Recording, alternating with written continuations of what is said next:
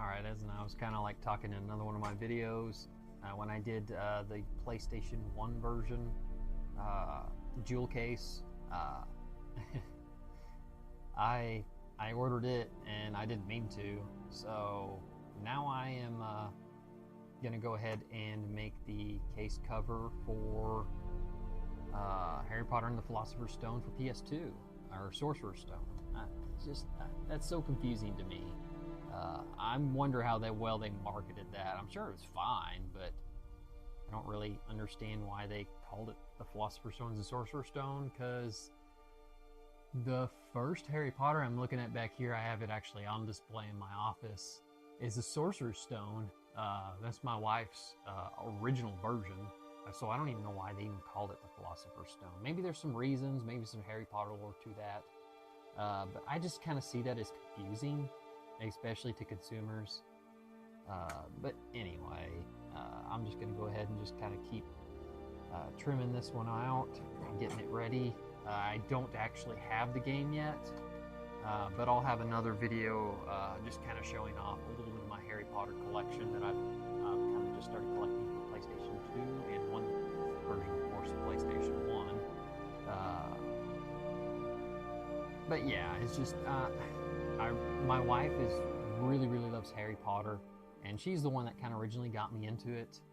I know that Harry Potter kind of started around in the early 2000s.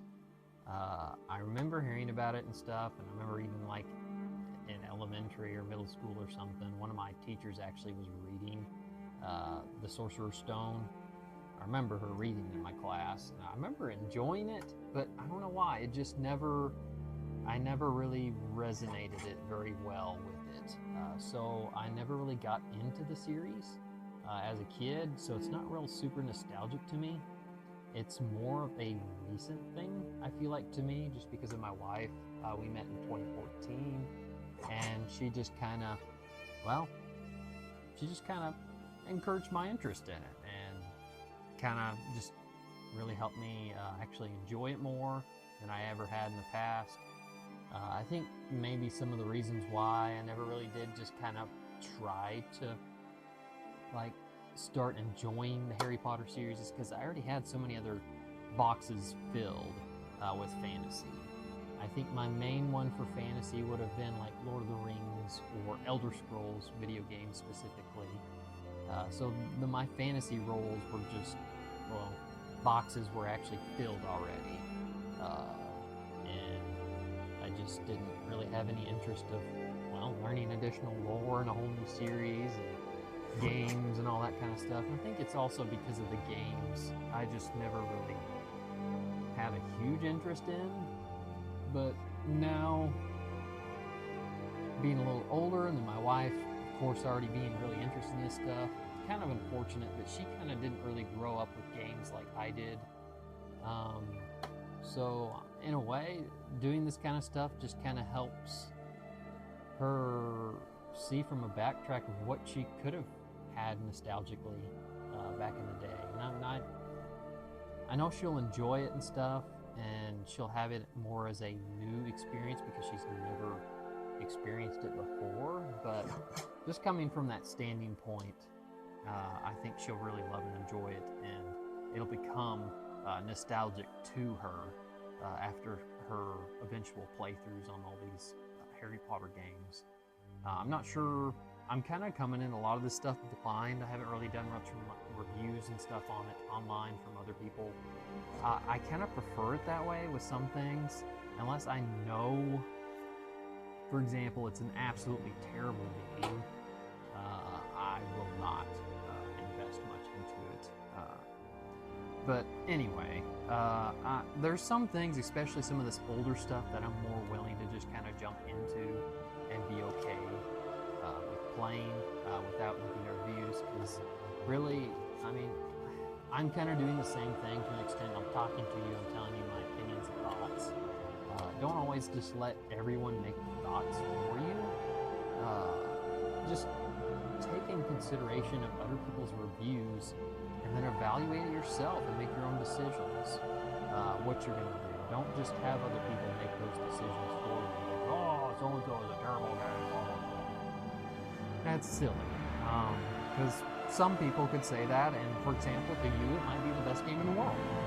You never know until you try it. So, I already know, for example, like this game has already got some pretty good reviews on, and it's very popular among the Harry Potter people, nostalgic-wise, especially for the PlayStation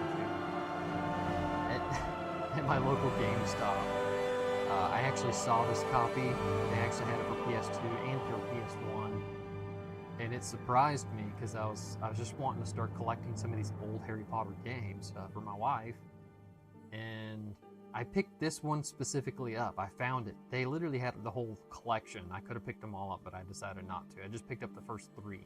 I'll do another video on that later on, but let's get back to it. I picked this one up in the game exchange, and I was really surprised. I picked it up, and it was $50. And I was like, whoa. I was like, the only reason why it could be priced that high is because it's a good game, and then there's a good fan base behind it. And sure enough, you know, anywhere I looked online, on average, it was anywhere from 35 to like, it was a wide range, but most average I saw was anywhere from $35 to about $60 for really good shape PS2 versions of the Harry Potter and the Sorcerer's Stone, or Sorcerer's Stone, or Philosopher's Stone, excuse me. But anyway, it just surprised me a lot, and the version I actually picked up, fortunately, is the disc only.